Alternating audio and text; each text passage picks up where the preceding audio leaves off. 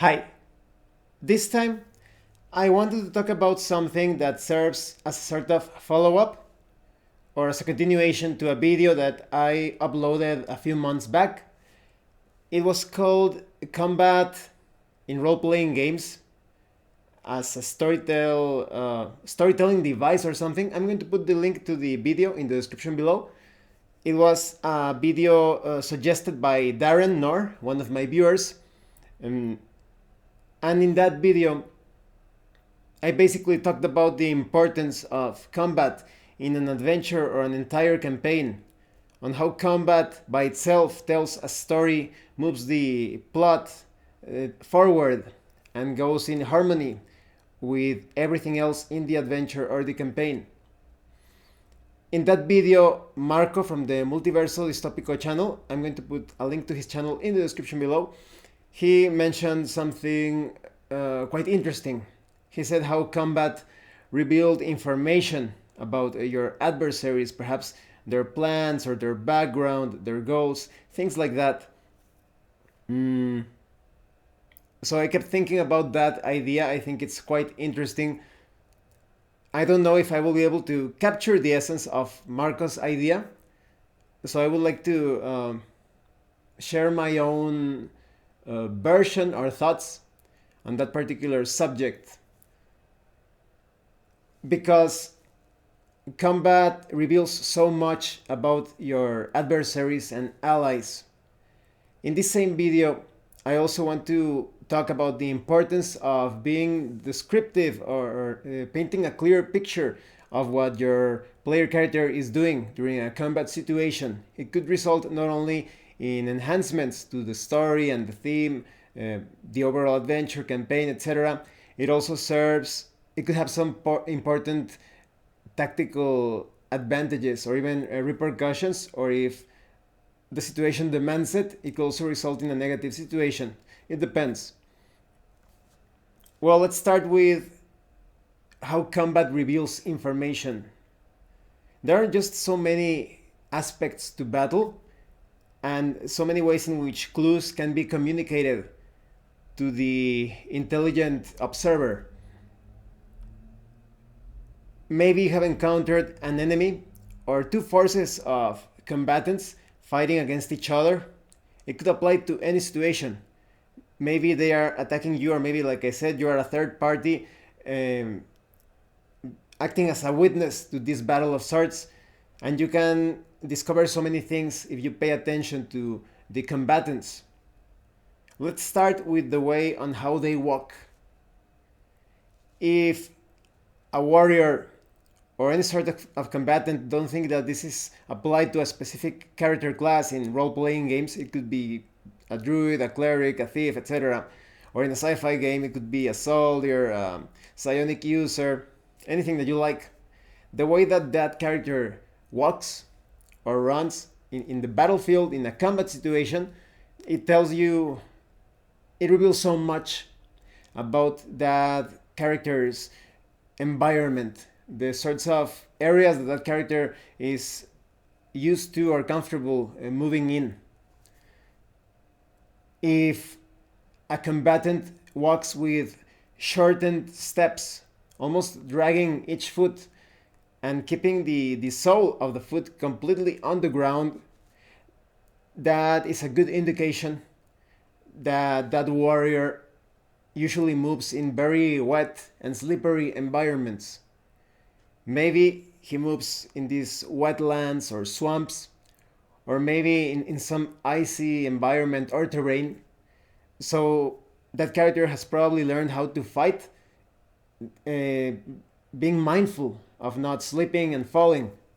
This is applied in real martial arts, in real life.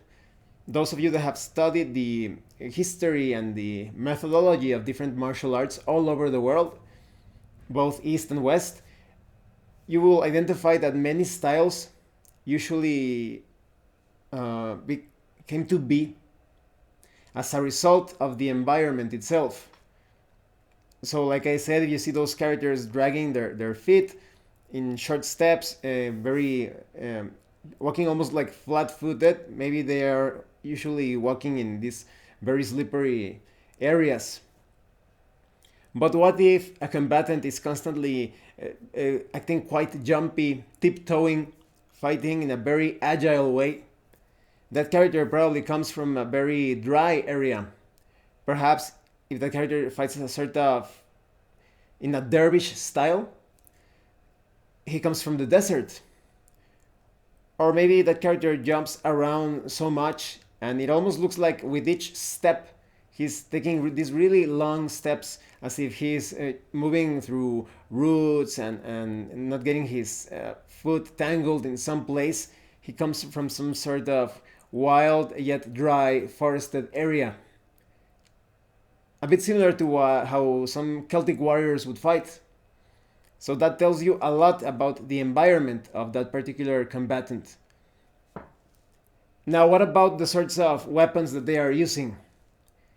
If they employ hammers and pikes, they probably specialize in putting a dent or breaking armor and shields. It could be a great idea. It depends on the role-playing game, but it could be a great idea to have more agile or warriors that specialize in dodging, taking on those opponents so that they do not ruin the armor of the other members of the party. There are some systems that this may not apply too well, like for example, Dungeons and Dragons with the armor class system. But when I talk about combat description in the second, later on in this review, in this video, sorry, I will address that point. But like I said, for example, if you are playing Hackmaster or Advanced Fighting Fantasy, you do have some characters that are lightly armored and that are quite effective at dodging enemy attacks. Those would be great to fight against those opponents that have some armor breaking weapons. Perhaps they are even magical and they have some sort of bonus when it comes to cleaving or destroying weapons and armor or shields. If a character perhaps is constantly is dual wielding or using weapons that have little to no defensive advantages, like for example axes, that means that combatant is very aggressive, very focused on dealing damage as much as possible. So you could use the adequate spells and combat tactics to try to thwart that. And what about armor? A character that is completely armored from head to toe in heavy plate, you know that despite the armor weight being distributed across the body, that combatant is probably very strong. So you need to keep that in mind. Maybe that character will deal a lot of damage even to the best fighters in the party. Maybe you want to cast some sort of spell that reduces the damage that that character causes. But what about characters that are completely like lightly armored or wearing no armor at all? It reminds me of the Gazette. I don't think there are too many documentaries and information about those Celtic warriors, but the Gazette supposedly fought almost completely naked or even completely naked. The Roman historian Polybius, if I remember correctly, because in Spanish it's Polibio, but that's probably Polybius. He wrote about the Gazette, and so these powerful Celtic warriors, they fought wearing no armor at all against the Romans. So that sounds pretty insane. Maybe they know something that we didn't, in my opinion. I think they did that to take advantage of not only of agility, of course, in sort of hit and run tactics or as skirmishers, but maybe they also took advantage of, for example, the meditation technique of Sungazing that gives you many health and vigor related advantages. Maybe they had some sort of way of channeling the power of the sun, so to speak, in more strength, to be more mighty.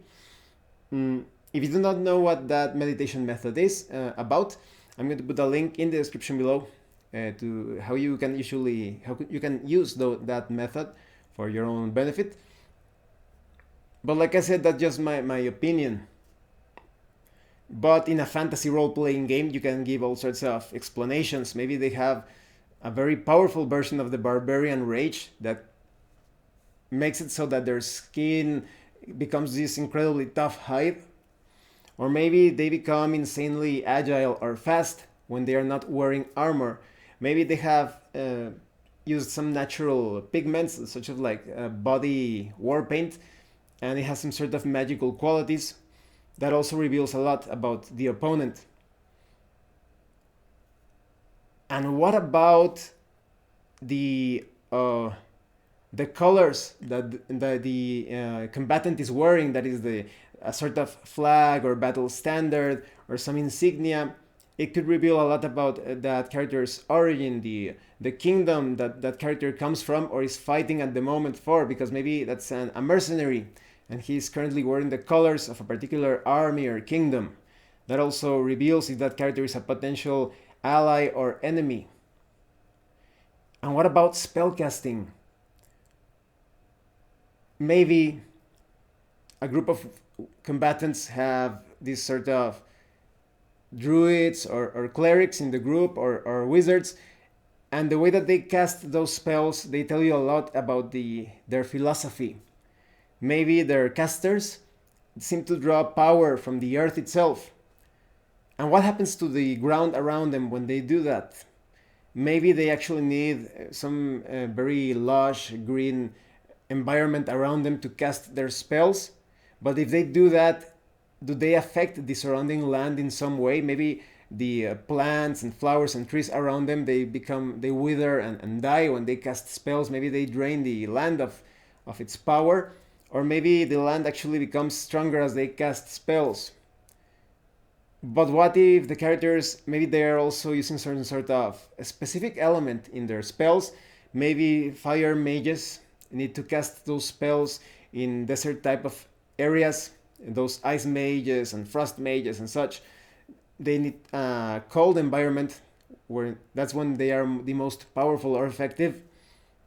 But what if those casters are wearing robes with all sorts of sigils and strange languages, and they use rings with precious metals and strange languages written on those that jewelry?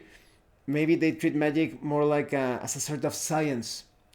So that also reveals some things as to the philosophies of that particular the people that those combatants belong to, the sort of general life philosophy and their thoughts on magic and perhaps on spirituality, if they have a sort of shamanic caster in their group.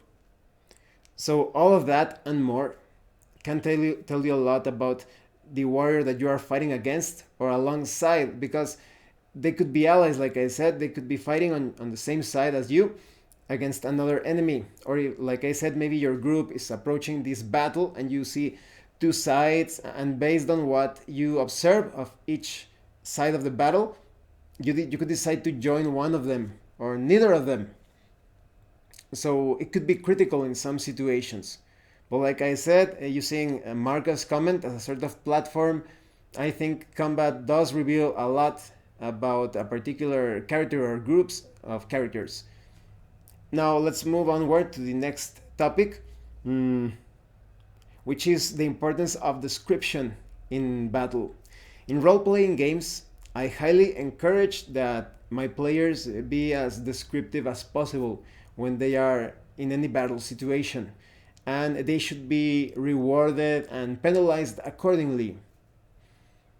As long as they are putting a lot of thought and being creative in their description, I think you should reward them with bonuses or advantages. It took me a few years, let's say, across more or less 3 decades of playing role playing games or playing board games as well, because you started to get that notion. Mm, that sometimes things can feel a bit too much like a video game, but in the worst sense possible. Because I love video games. And for example, just to use an example, I love Final Fantasy Tactics sort of games. You know, the strategy games that you're moving in this isometric map. it can get quite tactical and strategic depending on the classes and items that you are bringing to the battle. But you immediately start to notice the limits of a video game. You cannot do things that are not programmed in that video game. If you have some sort of fireball spell, unless it is programmed in that specific game, you cannot use it to perhaps burn the vegetation around your opponent, create a sort of forest fire so that the troops need to get out of that forest immediately or risk being burned. Sometimes you only have a very basic form of attack. The other sorts of offensive maneuvers are special powers and special abilities, but usually you just have the option of attack. And if you're lucky, you get a critical hit. So you can feel quite limited. Unless it is programmed in the video game, you cannot be too creative with your battle actions. So that's why I love role-playing games so much. Despite video games being so awesome, there are some things that can only be accomplished on the tabletop. I think it's about living the game rather than playing the game. That is not feeling too limited by the rules. They are there as guidelines, but feeling as if you are actually there. It's not a character in a video game and you only have a few options in a menu. It's like in real life, but in a fictional context, and you can try to do anything that you want. I think one of the role-playing games that really puts an emphasis on this is Dungeon Crawl Classics. You have the warrior character class with the deed die mechanic, these mighty deeds that you can accomplish in battle when you make a successful roll with your deed die. Because all of the character classes, if you're a good dungeon master or game master, you are going to give the players opportunities so that they come up with some interesting tactics in battle. So let's say that the wizard grabs some sand or dirt or something, and he plans to throw that sand at the opponent's eyes so that he becomes somewhat blinded and he has a very difficult time of fighting in the next round. You could do that. Maybe the character needs to make a check or just a simple attack, but because it's a wizard, it's not as effective in battle as a warrior. Maybe you only apply a -1 penalty for a couple of rounds if you are successful. But when it comes to the mighty deeds of a warrior or other martial classes, because fighting is all they do, they are quite effective in those sorts of tactics. So maybe if the warrior does that, he inflicts a greater penalty that lasts for perhaps 3 or more rounds. And if you follow up with an interesting description, you could even get a greater advantage because, for example, maybe you're fighting as a warrior and you're fighting these evil knights or whatever, and you threw sand at the enemy's eyes, and now the enemy is blinded. And so the player says, in my next round, now that my enemy is blinded, I want to slam my shield against the floor as powerfully as possible because I know that this warrior is very aggressive. He's going to try to attack me in front immediately. So, and I'm going to sidestep and attack the warrior's unprotected side, that is the side not covered by the shield. So that would get that player character. I would give that player character a good positive modifier in his attack, perhaps +2 or +3. Perhaps he could deal a bit more damage, +1 in damage. It all depends. Or maybe the armor class of the opponent simply goes down quite a bit because you're attacking an unprotected area and the shield is simply on the other side. There is no way that the fighter can react, the enemy, this Dark Knight or whatever, can react in time. He is not going to take advantage of the shield's armor class bonus. And so that's a really good way of using description. But like I said, the battle stance that I mentioned earlier could also play some part in this.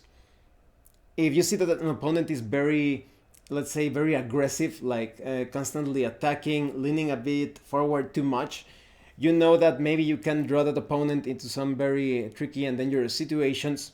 Maybe you can somehow lure him to an area where there is some danger behind you, and when that enemy lunges in, if you are playing old school Dungeons and Dragons, for example, maybe you make a saving throw to move aside just at the right time so that the enemy kind of unbalances or overextends too much, and you can make perhaps another check the next round to push him down a chasm or a pit or something. Or maybe the enemy is fighting too defensively and you're getting that enemy cornered. So now you want to go all or nothing, being extra aggressive in your attack, and if the game master deems it logical, maybe you can use that aggressive attack or all-out attack sort of maneuver that usually gives you a bonus in attack but a penalty in your defenses or armor class. Maybe you do not get a penalty at all. There are also other ways to get creative with this.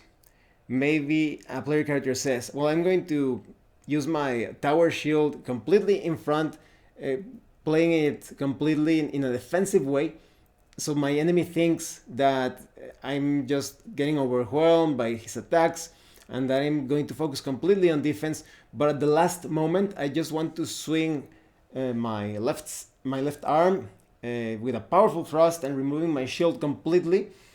I just want to hit my opponent as quickly and potently as possible. Normally, that player would get a penalty because that player has removed the tower shield and is now attacking with his sword or his spear.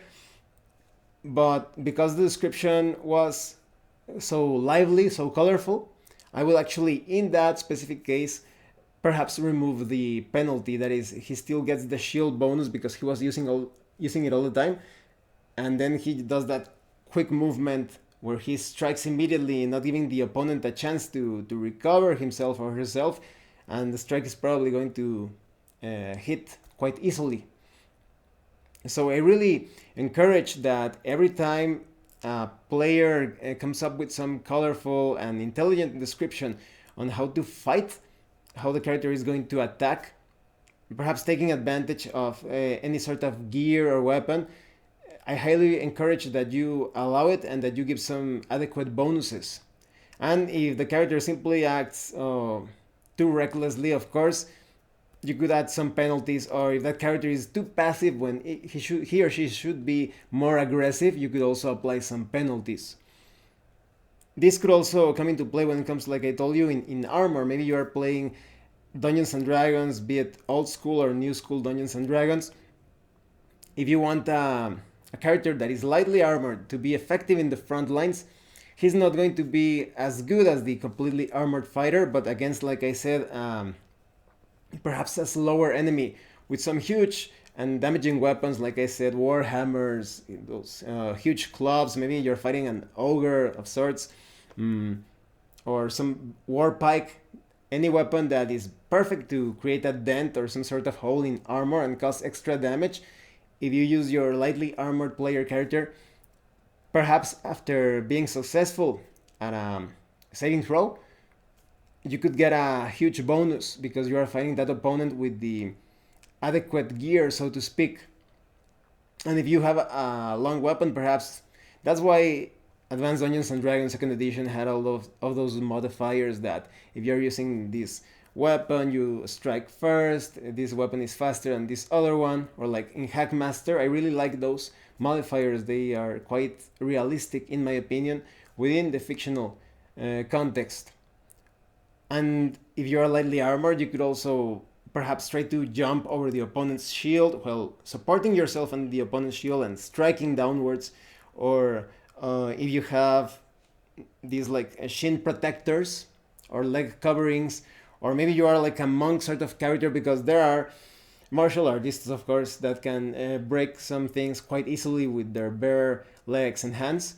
You could perhaps try to break the opponent's shield or kick it up and try to hit the opponent on the chin with his or her own shield. That could also be a viable tactic. Or just, like I said, just kick the shield and perhaps damage the arm or the shoulder of the opponent. There are some very potent kicks. And like I said, when it comes to using your arms to stab from different angles, in combat description, it really lends itself for some very potent modifiers, positive modifiers in role-playing game combat. A martial arts instructor that I used to have always said that the legs were quite powerful, but that the hand has so many ways to enter into your opponent's vulnerable areas. So keep that in mind when the fighter or the monk or the ranger, etc., is describing some sort of strange technique or interesting maneuver using his hand-to-hand weapons or just bare hands. Mm, I think that's about it.